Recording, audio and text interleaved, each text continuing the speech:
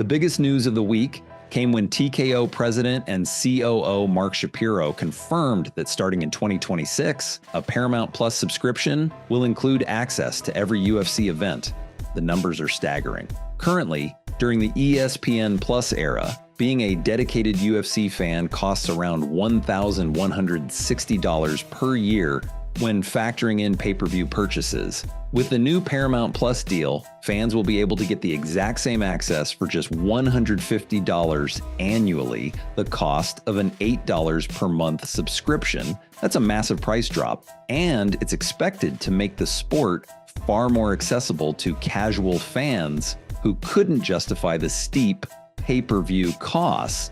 Dana White wasted no time sharing his excitement. He posted a selfie with a cigar and wrote, "I got a feeling today is going to be a great day." He later released a YouTube breakdown of the deal while wearing a Gucci Paramount collaboration shirt, a nod to his long history with Viacom properties. Dana pointed out that he used to fight in Bellator back when events aired on Spike TV, which later became Paramount Network.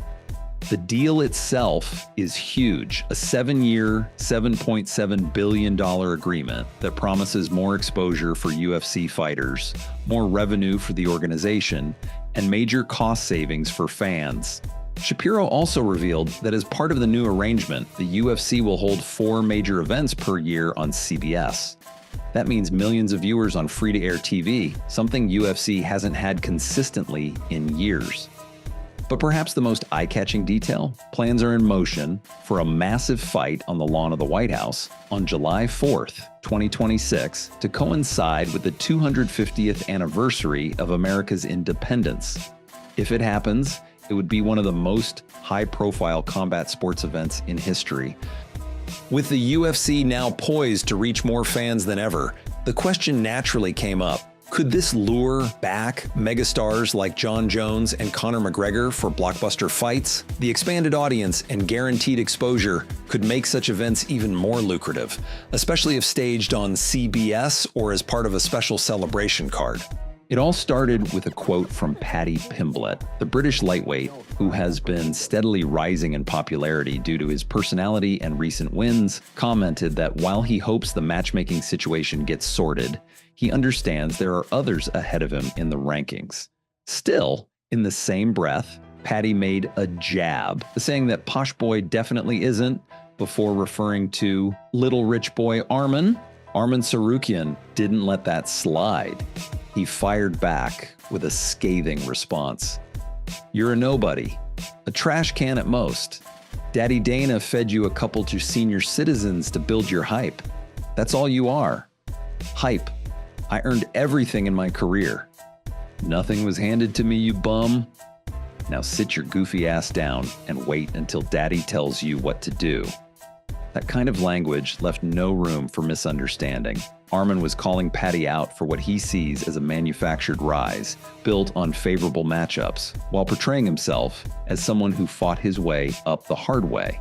While Paddy's popularity is undeniable, the discussion quickly shifted to whether he belongs in the title mix at all. Analysts pointed out that if you actually look at the lightweight rankings, several fighters are clearly ahead in merit. Names like Dan Hooker, Mateusz Gamrot, and Beneil Dariush were all mentioned. Proven contenders with resumes that arguably put them far ahead of Paddy. The concern is that skipping over these fighters in favor of a big-name fight for Paddy undermines the competitive integrity of the division. In short, the traditional best fights the next best system is what maintains order in rankings-based sports. Jumping Paddy ahead, because he's a fan favorite, might sell tickets, but it risks frustrating fighters and fans who value meritocracy. In this heated debate, Arman Tsarukyan's name kept coming up as the most logical option if Justin Gaethje isn't already locked in for a fight. The reasoning is simple. If the UFC wanted Gaethje, the fight would already have been announced. Since it hasn't, the path seems open for Tsarukyan to step up. The consensus was that if Gaethje isn't next, then it should be Tsarukyan, plain and simple. Skipping over both of them for Paddy would be a hard sell to the MMA community. The conversation then shifted to Arman's skill set, particularly his wrestling. Arman reminded everyone that other fighters, including Robert Whittaker, have taken Paddy down. And if those fighters could do it, there's no reason to believe he couldn't. He made it clear, I'm one of the best wrestlers in MMA. It's not possible to stop me from taking someone down if I decide to. If Robert took him down and Tyron managed to scramble and still take him down, then it's no problem for me. People in the sport know the level I'm at. What stood out was Arman's complete disregard for betting odds. Whether labeled an underdog or a heavy favorite, he says it doesn't affect his mindset or preparation. Odds don't make fights. Fighters do. I'm not gambling on this fight. The only thing I care about is winning. Being a minus 400 favorite or a plus 200 underdog means nothing to me. I became everything people thought Khamzat was going to be because I'm built different, and I'm going to show that again on the 16th. In another spicy moment, Belal Muhammad addressed Dricus du Plessis ahead of an upcoming fight card in Chicago. Belal, who hails from the Windy City, didn't hold back. Bro, this is my city. Big card next week, huge main event.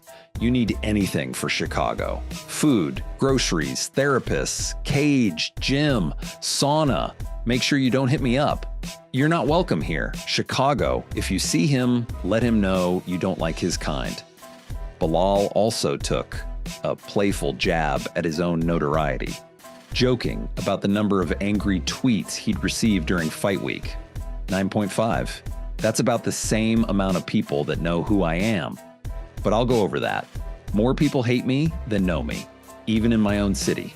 In a bizarre twist, Belal shared a story about being contacted regarding a potential streaming deal for Khamzat Chimaev. He said someone asked for $700,000 to stream Khamzat, a figure he found laughable. I never laughed so hard in my life. $700K?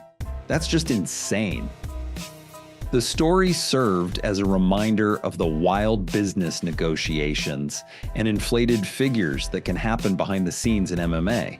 One of the most notable compliments of the week came from Khamzat Chimaev himself. He called Arman Tsarukyan one of the scariest fighters in MMA. A huge statement coming from someone with Chimaev's reputation. Arman expressed genuine gratitude for the compliment. That's a huge compliment coming from Khamzat. I'm a big fan of his. He has no reason to hype me up or even be humble like that. But he did. It shows a lot about his character. Heavyweights fear him, and for him to say that about me really means a lot. Arman said he will definitely watch Chimaev's fight against Dricus du Plessis, but isn't rooting for either man. He simply hopes both have long, successful careers. This week's MMA news cycle gave fans a little bit of everything.